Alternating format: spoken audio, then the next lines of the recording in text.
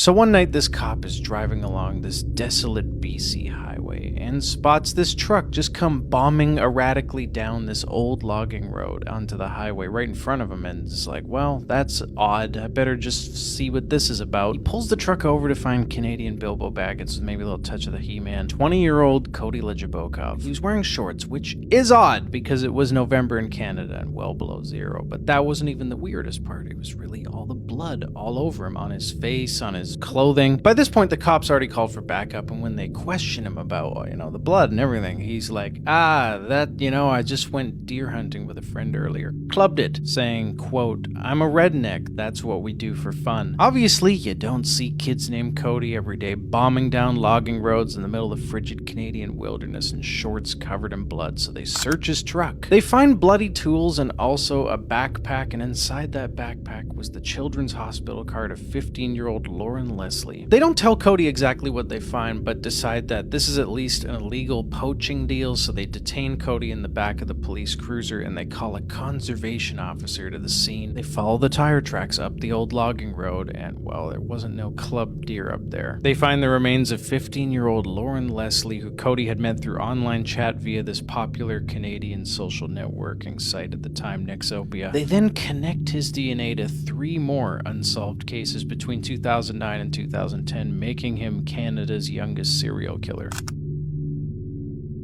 Movies that were said to be cursed. The 1976 film The Omen is full of crazy events. Multiple cast members' flights were randomly struck by lightning. The executive producer had his hotel bombed while they were filming, but the craziest story of all would probably have to be this one, so let me know in the comments if this is a curse or a coincidence. We chartered an airplane, a Hawker Siddeley.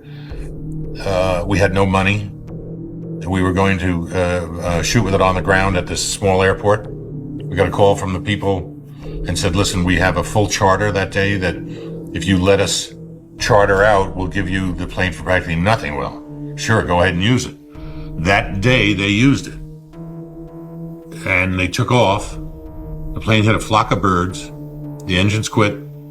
They lost airspeed, crashed on to the end of the runway, went down into the street, hit a car and killed everybody in the car. In the car were the wife and 2 children of the pilot. True story. Every newspaper has it in their house. The Omen.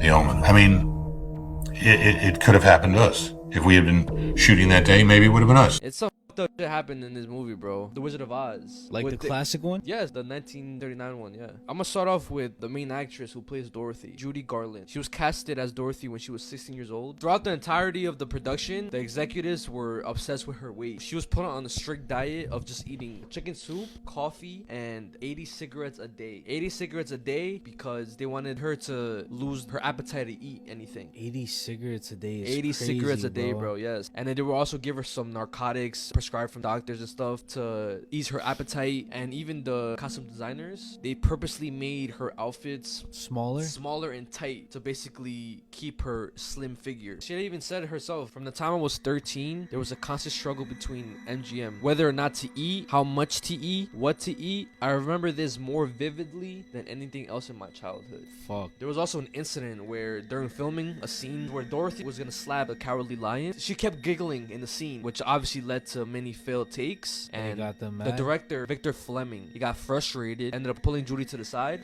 and slap the shit out of her. Slap the shit out of her, yes. And then the next scene that they took, she was able to get the scene done. Another crazy thing that happened, there was scenes in the movie where it snowed. And it was actual snow? No, bro. What they would use was asbestos, which obviously, That's toxic. if you inhale it, it's a cancer-causing chemical. I want to show you another thing that... She was home alone one day when she sees this. User Angelic Star captured a disturbing moment. While she's home alone in her room, from the corner of her eye, she notices someone looking at her.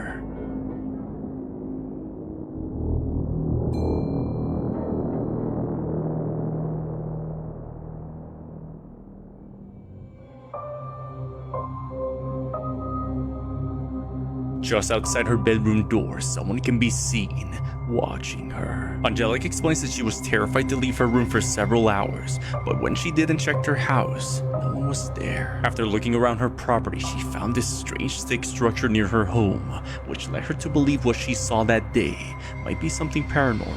Now, over the course of a few days while walking by a nearby graveyard, she began seeing shadow figures and strange occurrences from a distance.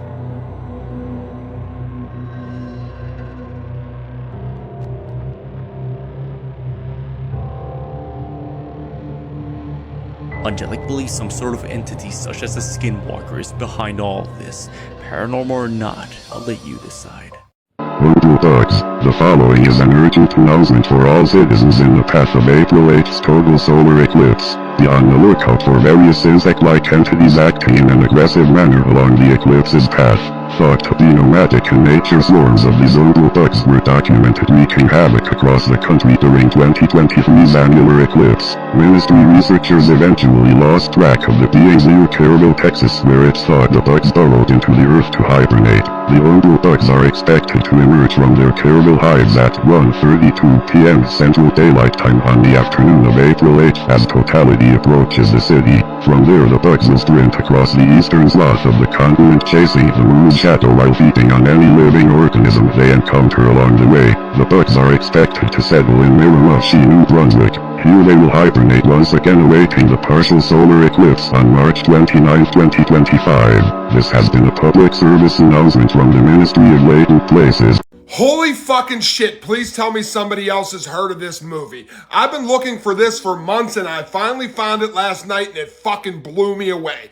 I'm Chuck, I'd love to be your movie guy. Hit the like button, give me a follow. One of my followers, Jeffrey, suggested this to me months ago and I finally found it. 5150 Elms Way is a movie I never heard of, and boy am I glad I found it. It's about this kid Yannick who falls off his bike and he knocks on the door of 5150 Elms Way. All he wanted to do was go in and clean himself up from his cuts from falling off the bike.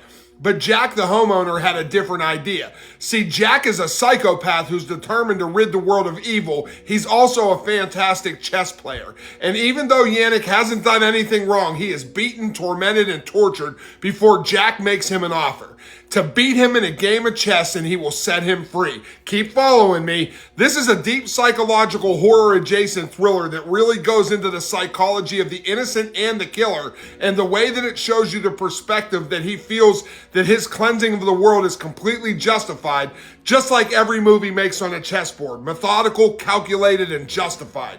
There are so many twists in this film and it has a very ambiguous ending that I absolutely love. Most movies paint out the killer to be some kind of just deranged psychopath, and even though Jack is, you sympathize and understand his reason for doing what he's doing. And then it also goes into the perspective of the victim, how, being innocent and caught up in this situation that turns into this psychological game of cat and mouse that literally dropped my jaw when the credits rolled. You can find this on fedupmovies.com, and I also found it on YouTube, and it's an absolute fucking banger, and I highly recommend watching 5150 Elms Way because I've never heard anybody talk about this movie except for Jeffrey in my DM, and thank you, my friend, because this is Chef's Kiss. I'm Chuck. I'd love to be your movie guy. Hit the like button. Give me a follow.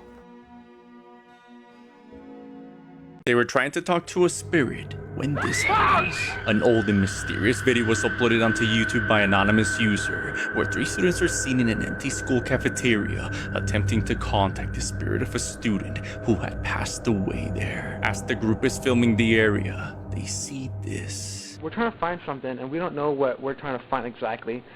And so we think she died here, obviously, because this is where the hell the dance is. And what the hell is that? Oh my god. What was that noise? Did you see it? Did you hear that? Oh my god, hell! Dave. What? Oh my god, what is that? What? Did you see it? A strange silhouette can be seen manifesting itself by the counter as they run out of there. Due to the low quality of the recording, it's unsure what they actually captured. Judging by their reaction, whatever it is they saw was not human. Here are 4 horror movies to watch during your 420 festivities. These will make you feel something and will just make it so much better if you add just a little something something, but let's get to it. The first one is The Cabin in the Woods. I picked this one because Marty is just iconic. And he is the entire movie. This one's about 5 friends who spend a weekend at a remote cabin in the woods and they get way more than they bargained for. Together, they must work together to discover the truth behind the cabin in the woods. This movie has the perfect mix of comedy and action and suspense and horror. It's just a little bit of everything. Plus, what better way to spend the weekend than with your friends at a cabin with creepy hillbilly zombies after you? Next up is Midsummer. This one just screams 420. This one's about a group of friends who head to Sweden to study this festival that happens every 90 years. What begins as a dream vacation where the sun never sets quickly turns into a dark nightmare. The community invites them to participate in their disturbing festive activities. This movie will make you feel like you're on something without actually being on something, unless you want to, and then it just adds to the experience. Tucker and Dale vs. Evil, this movie is just awesome. This one's about 2 hillbillies who are suspected of being psychopaths by this group of paranoid college kids. As the body count climbs, so does the fear and confusion of the college kids, and they try to seek out revenge against the duo. I just watched this for the first time a few months ago, and I was cracking up the entire time. Specifically the scene with the bees and the chainsaw, it was so funny. If you have not seen this movie, you definitely need to. Flashback is about a guy named Fred who keeps having these horrifying visions of this girl named Cindy who went missing back in high school. After reaching out to an old friend that he used to take a drug called Mercury, he realizes that the only way to stop the vision lies deep within his memories. This movie really messes with your head and makes you think and just question everything, and by the end you're just gonna have a brain cramp and you have to just kind of digest things and you eventually figure it out, but this one is really good.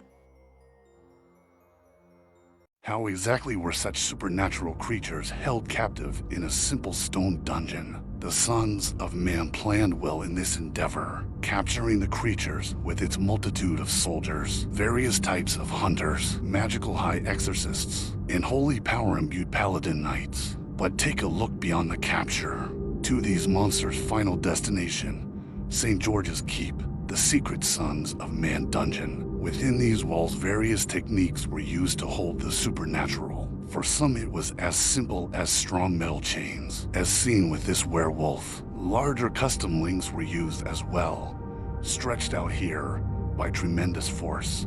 For the more magical or demonic entities, binding sigils of various origins were used to hold them in place, though these were frequently chained up as well for added safety. Given the nature of how they feed off humans, other creatures were confined to incredibly tight coffin-like cells, allowing human guards and researchers to keep a safe distance while dealing with them. Incredibly, the Order also dug out caverns under the keep to create cells with shallow saltwater pools, within which they could hold various of the smaller horrible creatures of the deep sea.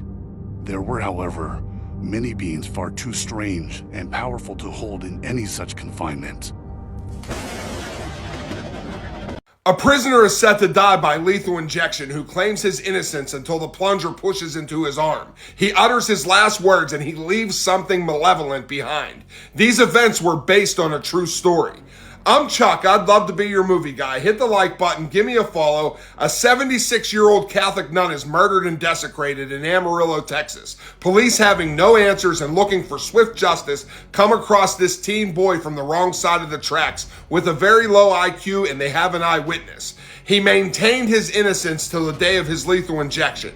But there's no way somebody with his IQ could have left a letter in his cell that he left for authorities to find. The letter maintained that he left a curse and everybody involved in his prosecution and death would suffer great consequences from the curse. Soon after his death, strange things begin to happen, and these people and the lone juror who did not find him guilty must uncover the truth. Johnny Frank Garrett's last words spins a story after the real-life truth stops at the execution and spins it into this malevolent curse that spreads across the town. I don't know if I feel that all that is true or not, but the twists and turns this film takes and the shocking nature of the retribution of the curse will definitely keep you on your toes till the very end. We've seen other films like this, like Shocker, but nothing plays out the way that this does, starting out with a true life story. I have never heard of this movie before. I just stumbled across it. And I love when that happens because this is an absolute fucking banger. It's on Prime, Tubi, and Pluto, and it's definitely worth your time. I'm Chuck. I'd love to be your movie guy. Hit the like button. Give me a follow. This 77-year-old man went to war with a Mexican cartel. Alezo Garzo Tamez had spent his entire life building and working at his ranch, and one day the cartel wanted to claim it as their own property. In the AM hours of November 13th, 2010, 77-year-old Don Alejo was startled by a convoy of trucks approaching his property. This wasn't someone trying to do honest business. It was the Los Zetas cartel. The truck stopped and out came heavily armed cartel members. One of the members approached Alejo and demanded that he handed over the ranch and informed him it would now be property of Los Zetos. They then gave him an ultimatum: leave within 24 hours, and if you're still here when we return, we will kill you. Don Alejo then took a moment and replied, "I'll be waiting. I'll see you in the morning." When they left, they definitely thought Alejo was bluffing. What would a 77-year-old man do to around 20 combat-aged men? Don Alejo couldn't go to the police either, as many of them were compromised by the cartels. So he chose to protect what he built his entire life. When his workers arrived to work that day, he told them to go home early and enjoy the long weekend with their families, not giving away that anything was wrong. Once all of his workers left, Don Alejo prepared for war, and he would be just a one-man army. He went to his basement where he kept all of his rifles, and he then strategically placed them all in the doorways and windows of his house, with plenty of ammunition prepared. He also boarded up all the doors and windows. He then called his wife, knowing more than likely this is the last time he will ever speak to her. Nighttime then came, and he was waiting for the attack, but as the hours ticked by, nothing happened. However, around 4 a.m., Alejo heard the hum and roar of multiple truck engines outside his property. The Zetas had arrived and circled the ranch in formation. They were honking their horns, flashing their lights, and firing gunshots up in the air. At first, nothing happened, and the cartel assumed the old man just left his farm. However, the sound of a gunshot filled the night sky, and it wasn't from one of them. This then set the cartel into panic mode, and a battle then ensued. Alejo boarded up the windows, leaving gaps he can shoot through, and he went window to window taking shots at the Zetas. And due to the darkness, the Zetas couldn't figure out what window Alejo was shooting from, and they then blindly sprayed their guns at the property. During the gunfight, Alejo's marksmanship would come in handy. He dropped cartel member after cartel member. He had killed 4 of them, resulting in the cartel convoy retreating into the darkness. Alejo maintained his position, waiting for them to return. The cartel was flustered and knew they couldn't go back to their boss empty-handed, defeated by a 77-year-old man. So they drew up a plan. In their trucks, they had grenade launchers. The cartel once again approached the property, though they were worried to engage in another gunfight. Alejo then let out 2 more shots and he hit 2 more cartel members, before one member used the grenade launcher to bomb Alejo's house to smithereens. At this point, the battle had been going on for several minutes, which alerted the military, who were now closing in on the area. Instead of entering the house after bombing it, the cartel fled the scene instead, leaving 6 men behind. 4 were shot dead and 2 were unconscious due to being shot by Alejo. The military then arrived at the scene and they found the bodies of the Zeta members. The soldiers then entered the house, which was now filled with bullet holes and debris. They then found Don Alejo's body in the doorway to the bathroom with various wounds to the body and head. After being hit by multiple pieces of shrapnel and being shot, it's believed Alejo dragged himself to the bathroom to have one final showdown with the cartel before he passed away. This 77-year-old man went toe-to-toe with at least 20 heavily armed cartel members, with only using old hunting rifles. Don Alejo was a man of honesty and principle and hard work. The story of Don Alejo is a tragic tale, yet a tale of inspiration. I bet you didn't even know this Paranormal Activity movie existed, and I just finished watching it, so let's talk about it. I'm Tyler with Oh the Horror. Give me a like and a follow, and this is Paranormal Activity 2, Tokyo Night. In this, we follow Haruka, a Japanese student who's on a trip in San Diego, and that trip gets cut short due to a car accident with none other than Katie. And upon returning to Japan, several strange occurrences begin happening around Haruka, leading them to believe that the demon that was plaguing Katie in the original Paranormal Activity has followed Haruka back to Japan. Now, this is actually more of a side story rather than a sequel, and to be completely honest, it really just feels like a Japanese remake of the original Paranormal Activity. I felt like they had this really cool opportunity to put a J-horror spin on Paranormal Activity and really give this movie its own identity in the franchise, and they just didn't do that. I will say, though, that there is one scene towards the end of this movie that I thought was the scariest scene in the entire Paranormal Activity franchise. Overall, this isn't a bad entry into the franchise, but it's certainly not a special one either. So if you're a big fan of Paranormal Activity or just curious because you've never heard of this, then I would recommend checking it out. But if you're kind of just so-so on the franchise, I would just move on to other things. And if you've seen this before, please let me know what you thought about it in the comments. And if you go check it out, let me know what you thought of it. I'm really interested to hear what you guys think about this as actually being part of the Paranormal Activity franchise. If you're looking for a horror movie that's full of jump scares, has a spooky ghost girl, and is easy to follow, I have a suggestion. In The Bridge Curse, a group of students decide to test an urban legend that says if you go to this bridge on campus at midnight on February 29th, climb the 13 stairs at the end of the bridge, you'll notice a 14th step has appeared. If you turn around to look at the bridge, the ghost girl will get you. So for the next 90 minutes, we have the students being terrorised by the ghost, as well as a reporter investigating the story 4 years later and explaining the reason behind the curse. Now, I'm not saying this movie is a must watch. It is predictable and recycles a lot of Asian horror tropes from better films, but if you want a popcorn horror that you can sit on the couch and enjoy, with lots of jump scares that might frighten you in the moment, but won't stick with you after you turn the movie off, this one might be exactly what you're looking for. Here are my top weird horror movies that are going to make you feel uncomfortable. So honestly, watch these with a friend. Don't experience these alone. We're gonna start off strong with one that I cannot believe they made a movie out of this. First time I watched this was at a high school sleepover with my best friend Celeste. We didn't know whether to cackle or to feel disturbed. I don't know. It is gonna be the 2007 horror film, Teeth. And Teeth is about this high schooler who is in a chastity club. Chastity meaning you're gonna stay pure, whatever that means. Quickly falls for this guy, and when they do something, she finds out that she has teeth abajo, ahí. I don't want to say it out loud. We're onto something with this premise, but the thing is, I feel like this could have been like a short horror film, not a full-length hour 30-minute film, you know? For the second one, we're gonna go with one that is an absolute watch. You just have to see it. It's weird, but it's good. And that's gonna be the 1977 Japanese horror, House. It's about this girl and her 6 friends that go to her aunt's house, which is obviously in an isolated location. And as they're there, weird stuff starts to happen. I have never taken any psychedelics in my life, but I imagine this movie is kind of what it looks like. I don't know. Given that this movie's from the 70s, the special effects are so much fun to watch. They're honestly ahead of their time. It's such an amazing, bizarre, and terrifying movie. Everybody has to experience this one. There's a reason why this movie goes viral literally every year. Go see House. Go see. Last but not least, Tusk. No, I'm just kidding. Videodrome, which is a 1983 sci-fi horror film. It's about a man that finds a strange TV station that has torture and punishment. Finds that his girlfriend auditioned to it and is now missing. Then a bunch of crazy and disturbing stuff starts to happen. The visuals of this film are crazy. David Cronenberg, the father of visceral cinema, literally directed it. So what do you expect? All of his work is not easy on the eyes. This one, I had to close my eyes. I couldn't watch a good, weird film. This is not one to watch with your parents.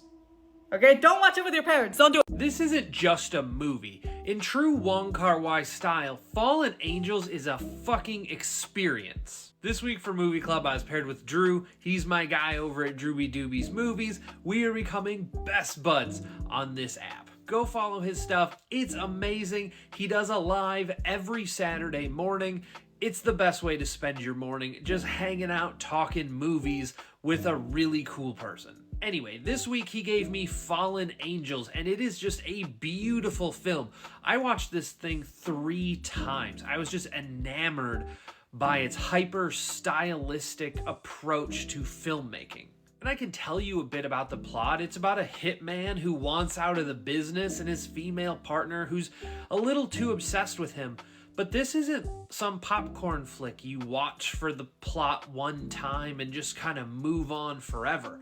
This is like an experience that you just keep coming back to because you don't really see things like this anymore. This movie's like an experiment in anti-narrative storytelling, which at times can make the movie a little difficult to follow story-wise. But the cinematography in this movie is beautiful. It's just a work of art, and it carries this movie. At the risk of sounding pretentious, I'm just going to say that Fallen Angels is not going to be for the casual movie fan. This isn't the movie you would just throw on a Friday night when you're trying to relax with your friends. This is something you watch as an experience. This is something you watch for profound cinematography and art on film. So if you've seen Fallen Angels, let me know what you thought about it in the comments. And if you end up going and watching it, please come back and let me know what you thought.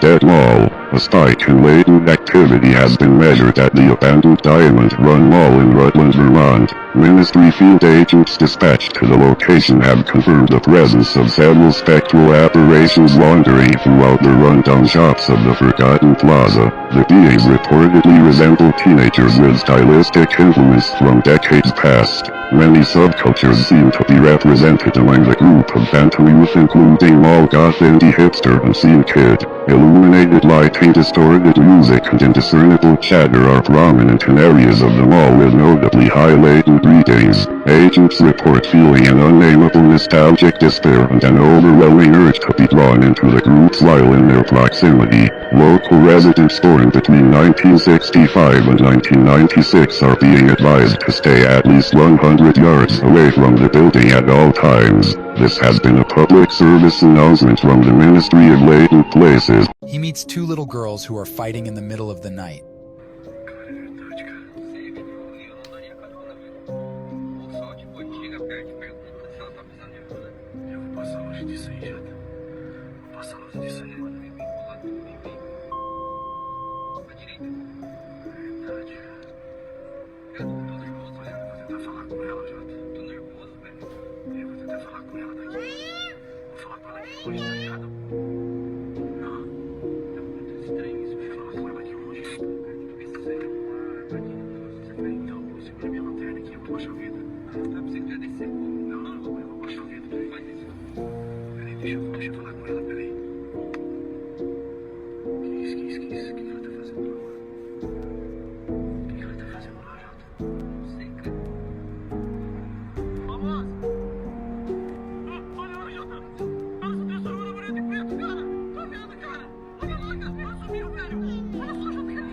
This girl was killed and had all of her teeth removed by a cartel member while on vacation in Mexico. The body of 23-year-old Lisbeth Flores was found dead in the Mexican town of Matamoros.